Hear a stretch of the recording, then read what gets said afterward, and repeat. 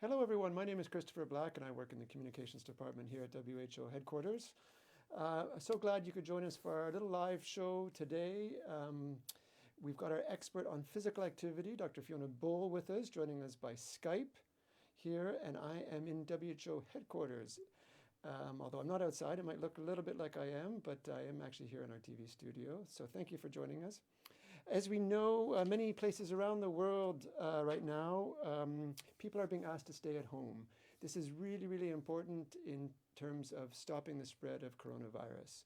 And one of WHO's main recommendations to countries is to have people stay at home and to do what we call social distancing, or physical distancing is another way to talk about it.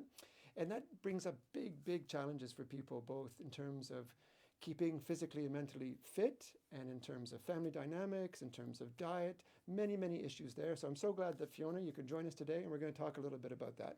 Thank you, Fiona. Well, thank you. Very nice to be with you. Thank you. So, and maybe you could tell our audience a little bit, and then hopefully we're going to get some questions. If you have any questions, just fill them in the comments box. Why is physical activity important to people, and why is it important to stay healthy during this period of COVID-19? Look, well, thank you. And of course, physical activity has got many health benefits, and that's why it's been central to the messages we've been talking about since the outbreak of COVID. Firstly, it's our physical health. So physical activity, by being regularly active every day, helps us maintain the muscular health, helps us maintain cardiovascular health. And in fact, every system of our body is improved by being regularly active, and that prevents long-term chronic disease, which is really important. But there's the acute benefits. We feel better, and therefore it helps our mood and can help us sleep. And they're all really important for everyone, young and old. So a central message has been to stay active through COVID. And now your questions are going to be about how do we do that, given that we've got restrictions in the home and maybe even restrictions outside. But it's really important, everyone remembers, being active is really important every day. Indeed, indeed. And as we're getting questions from around the world, and just a reminder that if you're on Twitter, you can do hashtag AskWHO, and on Facebook and LinkedIn, you do it in the comment field, and YouTube the same way if we have the live chat turned on. Around the world, people have different guidelines that they need to follow. Here in Switzerland, we can exercise if we're by ourselves. Outside where we want, pretty much, just avoiding crowds. But in other countries, people are really encouraged to stay at home, and they can't move at all. So perhaps we can look at those two cases. If people can leave the house for a little bit of time every day, what's our recommendation? Let's talk about that first. Well, really doing what you enjoy. So for everyone, that might be taking a walk. Take a walk by yourself or with your family. Take the walk with the dog, of course, who'll often be asking for that walk. But getting outside is good for getting fresh air and, of course, good for the physical activity you can get. If you enjoy running, well, of course, then go for a run. It's really important to, of course, adhere to the physical distancing requirements of your local neighbourhood, your country, rules and regulations. There can also be restrictions of what time of day and where you can go. And unfortunately, because sometimes people are not adhering to the physical distancing, local governments are needing to close down some of the parks and use of equipment. But it's all to do with saving our lives and protecting health. So we must adhere by those. But it still leaves plenty of opportunities, and use those. Get out every day if you can. Walk is great for your health. Cycling or running is another alternative. Or even skipping, which I enjoy. Excellent. Is there any guidelines, Dr. Bull, in terms of how much time we should set aside for this every day? Sure. Well, actually, WHO has guidelines, and we recommend children are active for an hour a day, and adults try and accumulate 150 minutes a week, but it's simpler to say 30 minutes on most days. So everyone getting out, doing half an hour up to an hour will be really good for your health. Help you sleep better, help you feel better. Indeed. And now let's think about people who don't have that luxury, who live in places where their guidelines have been to not leave the home at all. What sort of guidance would you have for them? Well, this is where we're all having to be more creative. And that's where some of the online materials become really useful. And we know schools are providing PE classes and other sports clubs and sports facilities are even opening up their online materials. And a lot of the media sources are developing and creating these materials. Social media, of course, is sharing ideas. What are the simplest ways? Walk around the home. If you have stairs, go up and down them. Look at every opportunity to move. Ideally, break the long time spent sitting and stand up. I'm standing up now because I've spent many hours on Zoom and webinars, etc., for work. So we have to think every day now about standing up as often as we can, moving around. Make tasks take a little bit longer. Do things, carry one or two things and go back more times. Just look for opportunities. It actually all accumulates and is good for your health. And of course, things like yoga, stretching, as well as other games. It doesn't have to be sport or exercise. Just moving, being active is good. Indeed. And you mentioned Zoom and video conferences and things that we're all doing for our work. Some colleagues of mine here in Geneva that I run with, the Lazy Boys, they're doing actually group core fitness sessions once a week together by video conference. So there are people all over the world. One person's in Australia, one person's here in Switzerland, others are in France, but yet they're still doing activities together. So it's social distancing, but they're still managing to get that social feeling of doing an activity with other people. One thing I found in my fitness routines is the importance of being motivated by other people. Do you have any thoughts about that in terms of how people can approach that, the motivation to do this action every day? Yeah, you've given some really nice examples there, Chris, because getting motivated to do it is a struggle for most of us some of the time. So having a friend or a family, and then you both stand up and start doing something, or you both download and do a class together, and like you with your group, do it with your family because they'll appreciate being active. I've got colleagues who are now being more active with their kids than they've ever been before. So having friends, having family, and joining in something on the live streaming does make it more enjoyable, does connect you, and it will help you start. And remembering, getting started is often the worst because then you're always very pleased with yourself when you've finished and you'll feel better. Indeed. We actually have a comment from one of our viewers, Fox Arlene. She's talking about doing virtual walks. So I'm not sure if that is walking virtually within the home with her friends and family, or if it's walking by herself out in nature and then talking to someone perhaps on the phone or through messaging chats or something. So you could actually walk and talk even though you're by yourself in a way. Walk the talk. Of course, I actually use the time walking as a time to also connect with family and friends by taking phone calls and chatting. So as your example, we can be socially connected while still being active and applying the physical distancing.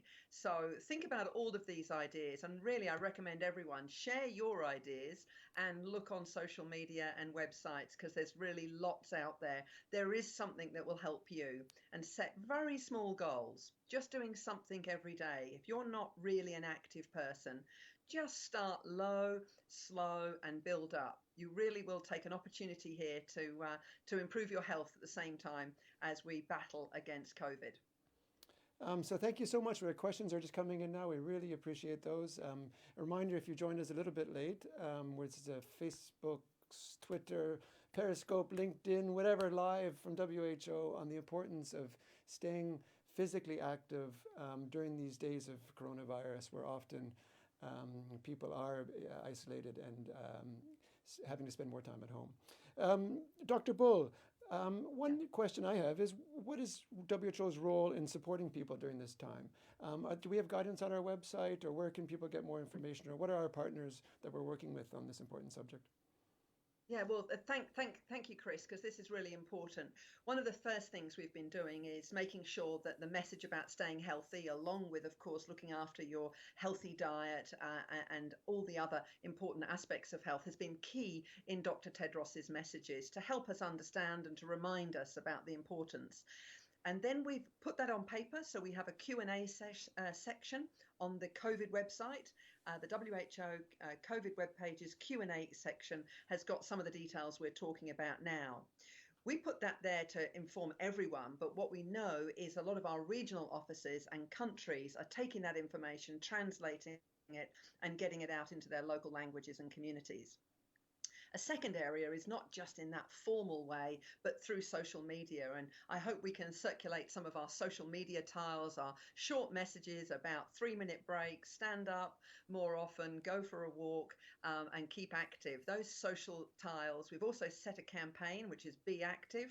And we know our colleagues in FIFA have been working with us to ensure, whether it's you're the best sportsman in the world or just like me, just a regular active person, we all need to be active every day. And we're looking to work with partners like FIFA, like the sports industry, like many other sports, to get the message out to help people. After all, we can't go to those clubs, we can't go to events right now, but they can help us and engage us. So we're very much connected with many of the organizations that want to help the world stay active, stay safe, and stay healthy.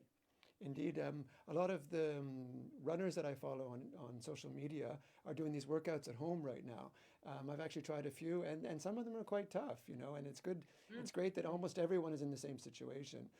If you're in a country where the guidance from your government is to stay inside, it's the same for athletes, it's the same for almost everyone. So everyone is a bit in the same boat. So there is certainly something Dr. Tedros talks about a lot, the solidarity coming back. We have a question here from Karawane, who's in Texas, and it goes a bit to your point. The places that they run in are more and more limited where they're living. The tracks are closed at schools, some parks are closed. We see that in Geneva here as well. And if you don't want to run on pavement or asphalt all the time, and you can't get to parks, any advice on how they can keep running even though the space is much more reduced? Look, that's a challenge, and there are these restrictions, and we all understand why. And we know it will be, the more we adhere to them now, the longer term benefit we're going to have for everyone. I can't answer that specifically because it sounded like you ruled out so many of the possibilities, but maybe by creating in even a relatively small space, alternate running regimes and training sessions, rather than thinking about having to run for longer distances and around larger areas, which I know so many of us enjoy, whether it's walking or running. I think it's about just being creative. And why not pose your question and get other people to help answer it? But keep active, keep trying, and look for those opportunities that you can be active, and mix it up a little bit. Take another type of activity and break up the running with perhaps doing some muscle strength exercise as well.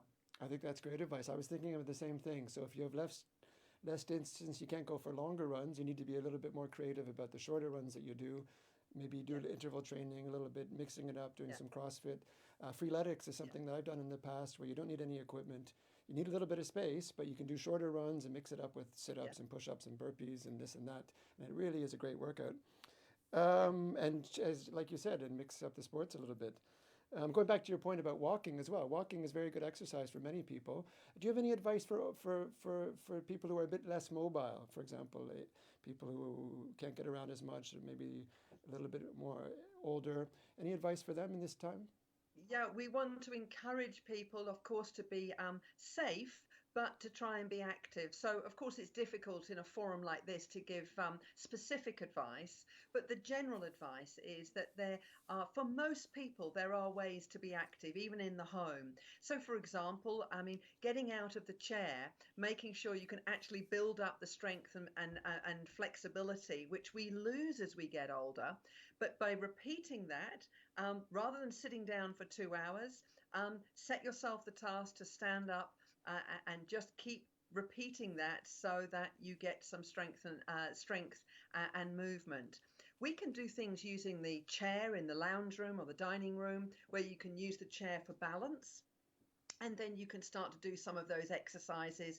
Some of it might be stretching, mobility. So you're moving your arms, opening up, increasing your respiration. So you start to reduce the levels of stress and then reduce the levels of sort of contraction as we sit for longer and longer periods. So there are resources, and again, to help people, even if they've got limitations, to be active in the home.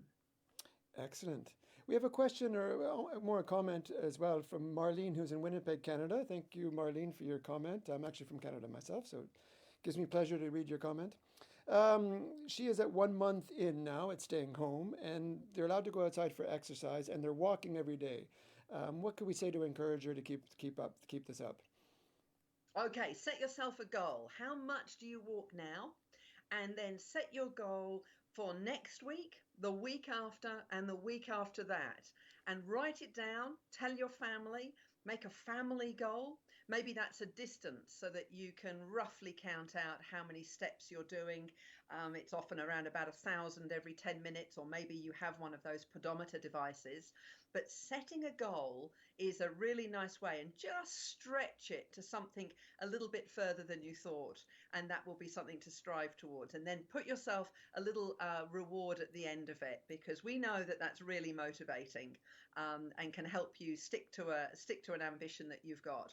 Do we still give our guidance in terms of the number of steps that people should aim for in every day, or is it more now by the amount of time that they do exercise? WHO has always presented the guidelines as minutes, because this has been the typical way in which we have measured and researched the evidence. But the step idea has come in and, of course, become very popular and quite well understood. So many of the people listening in and joining us would probably know 10,000 steps. And it's a broad figure because it really shows that when you do the activity around the day and you're active for that 30 minutes I mentioned for adults, it's approximately the 10,000. Now, if 10,000 is too much, you just pull it back and do what you can do and aim for 10,000 in the future. But it's very nice to count in steps, particularly if you have one of those devices or your watch is giving you that feedback. But otherwise, minutes is just as good. 10 minutes, 5 minutes, 3 lots of 10 minutes is your 30 minutes a day. Excellent. So we've talked about older adults, we've talked about adults. Now we're getting many, many questions on children. Agatha Rowe and Celine Hessat, thank you for your questions and thanks for joining today. We're looking for recommendations,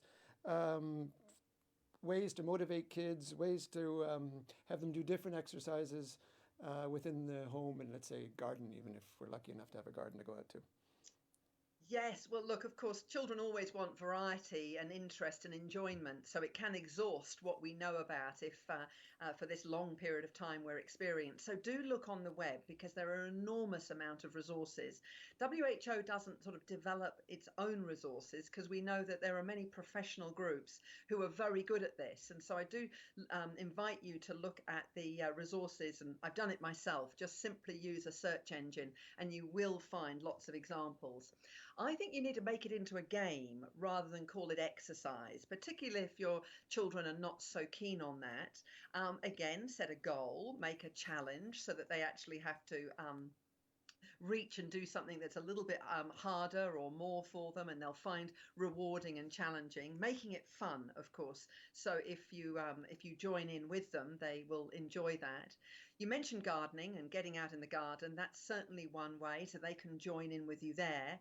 And maybe if you are allowed to get out of the house, the opportunity to get bicycles out has become really popular. We've seen a growth in bicycles. The sales are going up. People are clearly getting their interest into cycling again. So if your community allows you to go out and it's safe, then why not get children back onto bicycles? Because the long-term benefit of that will be they'll enjoy cycling. It's an activity you can do together and for a lot over the life course, and it's a way of transport. So there's a really good opportunity to get out the old bikes, buy a new bike if you can, borrow a bike, and use bicycles as a way of being active and learning that really good skill. Indeed, and a reminder also to wear a helmet too. It's very important for road safety in terms of bikes, especially people who haven't been on a bike in a while. So just a reminder, everyone, this is the WHO live event on physical activity in the home in the time of Corona. This is part of the Healthy at Home series of activities that we're promoting. You're welcome to join using the hashtag Healthy at Home. We had a very nice message from Oufkir Selma, a student watching us from Morocco. Merci beaucoup d'avoir envoyé votre message et nous joindre aujourd'hui. So students and also people who are working from home, often they're on a schedule, they've got deadlines. It's complicated to squeeze in that physical activity. What would your advice be to them in terms of making the most of this and just being motivated? Would it be doing it at the same time every day or, once a week? What would your recommendations be, Dr. Bull? Well, no, I'm still going to stay with the same message, Chris. It's going to be every day and looking for ways to include it. So make an appointment. We're all getting lots of back-to-back teleconferences now, myself included. So we've got to look for ways to have 5 minutes to be active. So either take 5 minutes in between or even encourage with my staff, we're having stand-up activities at the beginning of a meeting so that we can be active together. So it's finding ways, put it in your diary, stand up and take calls. I'm right now standing and I've created my own home office standing desk using my ironing board. I did the same thing. I did the same thing. Are you doing the same thing? When I was at home. When I was at home, I did the same thing. Very good. But Chris, I've got a question. I've got a question of whether people feel they're more active or less active now. Is it because we don't know yet, and I'm wondering whether people would like to tell us via the questions if they feel they're more active or less active, and if they have any tips they can share, so we can really learn from everyone listening in as well. I think that's a great idea. So if you have any comments on how you're coping with this time, just stick it in the comments field. We'd love to hear from you. Are you more active or less active, even though we're in a way less able to be active? So have you made it part of this time frame to force yourself, to motivate yourself to be more active? We'd be really happy to learn about that and what you do to make that happen. We're getting near the end of our time. Like you said, Dr. Bull, we have other things, meetings on in not too long. One question that we didn't get to that I really wanted an answer to, two of them actually. One is on nutrition. Any thoughts on how people, in terms of when you're around the house, sometimes it's a little easy to do a little bit too much snacking and things like that. So any advice on maybe avoiding unhealthy snacking or trying to do some healthy snacking, and just guidance on nutrition overall in this time? Well, here's an idea. We all have that challenge because the fridge is much closer all day long now than when we go to work. Don't snack unless you've done some physical activity beforehand. So set yourself that you can have that something you're going to take from the cupboard or the fridge only if you've done 5 minutes of activity. So at least you're offsetting then being active and that little extra snack that you might not normally have. The other idea, of course, is to look for putting close and visible fruit and things you enjoy, the healthy alternatives. When they're visible, when they're accessible, we tend to go to them more easily than if they're actually obviously tucked away and we've got the chocolate or other crisps and crackers more closely available. So put them away and put healthy alternatives and make a little bargain with yourself that you have to do 5 minutes of activity first. And you may not even want the snack after it. Thank you so much. So again, if you join us a little bit late, we've been looking at ways to stay active as we're in everyone living a little bit differently these coronavirus days. But many places around the world, people are being asked to stay at home to help stop the spread of the virus. And this is so important. And we really appreciate everyone's efforts in this. But also, it's so important to take care of your physical and mental health in this time. We've had people joining us today from India, United States, Indonesia, Kenya, Ecuador, Nigeria, Lagos, that's in Nigeria, Singapore, Ethiopia, Nepal, Canada, yay, Morocco, Mozambique, Australia, Lebanon, Turkey, Croatia, Azerbaijan, Ghana, Poland, Rwanda, Dominican Republic, Malawi, and the United Kingdom. Thank you so much for joining us today. Like Dr. Bull said, if you have any comments on how you motivate yourself and things you're doing a little bit differently, stick them in the comments box. We'd love to read about it. I'm sure other people who are joining us today or watching this later on replay would love to hear about it.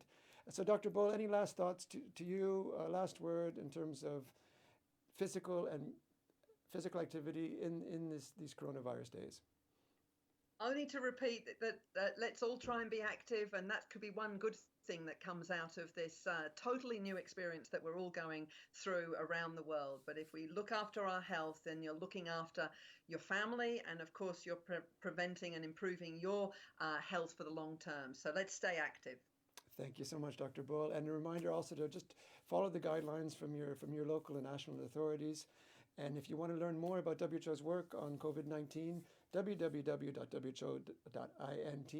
And we'll hopefully be back to you very soon with another event like this, joining you with me being in the studio, our guest, our expert being remote connection from home, like many of you. So thank you so much for joining us. Thank you, Dr. Bull, for your time today. And we look forward to having you again on our show soon.